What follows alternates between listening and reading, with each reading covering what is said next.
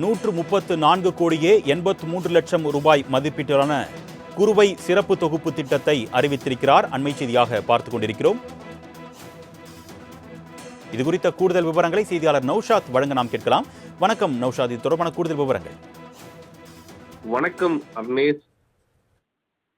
குறிப்பாக தமிழ்நாட்டில் நெல் சாகுபடி மாநிலத்தின் உணவு பாதுகாப்பிற்காக விவசாயிகளின் வாழ்வாதாரத்திற்கும் முக்கிய பங்காற்றி வருகிறது. குறிப்பாக காவிரி டெல்டா மாவட்டங்கள் மற்றும் டெல்டா அல்லாத மாவட்டங்களில் குறுவை, கார் மற்றும் சொர்ணாவாரி பருவங்களில் மேற்கொள்ளப்படும் நெல் சாகுபடியை ஊக்குவித்து நெல் உற்பத்தி மற்றும் உற்பத்தி திறனை அதிகரிக்கும் நோக்கில் 2026ஆம் ஆண்டின் 134 கோடி ரூபாய் மதிப்பீட்டில் குறுவை சிறப்பு தொகுப்பு திட்டம் செயல்படுத்தப்படும் என முதல்வர் ஜோசப் விஜய் அறிவித்திருக்கிறார். மிக முக்கியமாக தமிழ்நாட்டில் சராசரியாக 52.72 லட்சம் ஏக்கர் பரப்பளவில் நெல் சாகுபடி செய்யப்படுகிறது. இதில் காவிரி டெல்டா பகுதிகளான தஞ்சாவூர், திருவாரூர், நாகப்பட்டினம், மயிலாடுதுறை மாவட்டங்களில் அனைத்து பகுதிகளிலும், கடலூர், திருச்சி மற்றும் அரியலூர் மாவட்டங்களில் சில பகுதிகளில் நெற்பயிர் முதன்மையாக சாகுபடி செய்யப்படுகிறது. டெல்டா மாவட்டங்களில் ஆண்டுக்கு 20.65 லட்சம் ஏக்கர் பரப்பளவில் நெல் சாகுபடி செய்யப்படுகிறது. இதில் குறுவை பருவத்தில் மட்டும் சராசரியாக 5.14 லட்சம் ஏக்கர் பரப்பளவில் நெல் சாகுபடி மேற்கொள்ளப்படுகிறது. மேலும் டெல்டா அல்லாத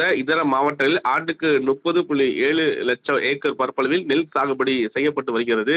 இதில் கார், குறுவை, சொர்ணாவாரி பருவத்தில் மட்டும் சராசரி 5.48 லட்சம் ஏக்கர் பரப்பளவில் நெல் சாகுபடி செய்யப்படுகிறது. ஆண்டுதோறும் தஞ்சாவூர், நாகப்பட்டினம், திருவாரூர், மயிலாடுதுறை, கடலூர், திருச்சி, அரியலூர் ஆகிய டெல்டா மாவட்டத்தில் குறுவை நெல் சாகுபடி செய்வதற்கு மேட்டூர் அணை ஜூன் 12ஆம் நாளன்று திறப்பது வழக்கமாகும். இதில் நடப்பு தென்மேற்கு பருவத்தில் எல் நினோ எனும் நிகழ்வால் மழை அளவு 90% குறைவாக இருக்கும் என இந்திய வானிலை ஆய்வு மையத்தில் அறிவிக்கப்பட்டுள்ளது. தற்போது தென்மேற்கு பருவமழை தாமதமாகும் நிலையில் மேட்டூர் அணைக்கு நீர்வரத்து குறைவாகவே உள்ளது. இதனால் தற்போது மேட்டூர் அணையில் நீர்மட்டம் 79.56 அடி இருப்பு இருக்கிறது.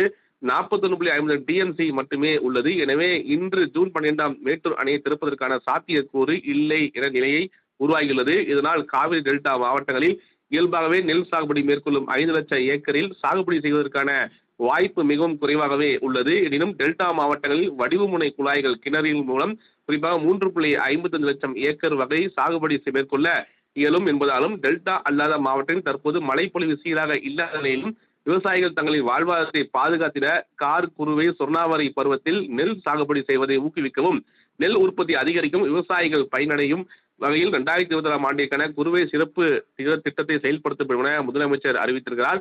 மேலும் இதன் அடிப்படையில் விவசாயிகள் ஊக்குவிப்பதற்காக 77.50 கோடி ரூபாய் நிதி ஒதுக்கீடும் டெல்டா அல்லாத மாவட்டத்தின் கார், குறுவை மற்றும் சொர்ணாவாரி நெல் சாகுபடி ஊக்குவிப்பதற்காக 57.33 கோடி ரூபாய் நிதியும் ஒதுக்கீடும் என மொத்தம் 134.83 கோடி ரூபாய் மதிப்பீட்டில் உழவர்களின் வாழ்வாதாரத்தை மேம்படுத்தும் வகையில் குறுவை சிறப்பு திட்டம் செயல்படுத்தப்படும் என முதலமைச்சர் தெரிவித்திருப்பது மிக முக்கிய ஒன்றாக பார்க்கக்கூடிய. குறிப்பாக ஜூன் 12ஆம் தேதி மேட்டூர் அணையிலிருந்து நீர் திறப்பது வழக்கம். அவ்வாறு இல்லாத சூழ்நிலையில் தான் இந்த திட்டத்தை முதலமைச்சர் அறிவித்திருக்கிறார். மேலும் வேளாண் பொறியியல் துறை வாயிலாக டெல்டா மாவட்டத்தில் உள்ள 2325 கிலோமீட்டர் நீளமுள்ள சி மற்றும் டி வாய்க்கால்கள் 10 கோடி ரூபாய் செலவில் தூர்வாரப்பட்டுள்ள நிலையில் நீர்வளத்துறை மூலமாக 100 கோடி ரூபாய் செலவில் 4920 நீளமுள்ள ஏ மற்றும் பி வாய்க்கால்கள் தூர்வாரும் பணிகள் தொடங்கப்பட்டு தற்போது வரை 97% பணிகள் முடிவுற்ற எனவும், மேலும் குறுவை சாகுபடிக்கு 10,714 மெட்ரிக் டன் நெல் விதைகள் மற்றும் 4 லட்சம் மெட்ரிக் டன் உரங்கள் இருப்பு வைக்கப்பட்டுள்ள எனவும், அதில் விவசாயிகள் பயன்பெறும் வகையில் தடையில்லா மும்முனை மின்சாரம் நாளொன்றுக்கு 18 மணி நேரம் வழங்கப்படும் என தெரிவித்திருக்கிறார். மேலும் டெல்டா மற்றும் டெல்டா அல்லாத மாவட்டங்களை சேர்ந்த விவசாயிகள் குறுவை சிறப்பு திட்டத்தில் கீழ் வழங்கப்படும் உதவிகளை பெற்று பயனடையுமாறு முதலமைச்சர் கேட்டுக் கொடுப்பது மிக முக்கிய செய்தியாக பார்க்கப்படுகிறது. மேலும் விவசாயிகளுடைய பிரச்சனையை தீர்ப்பதற்காக இந்த தொகை என்பது மிக பயனுள்ளதாக இருக்கும் எனவே முதல்வர் வகையில் தெரிவிக்கப்பட்டிருக்கிறது. அர்னேஷ், உங்களுடைய விரிவான தகவலுக்கு நன்றி நௌஷாத்.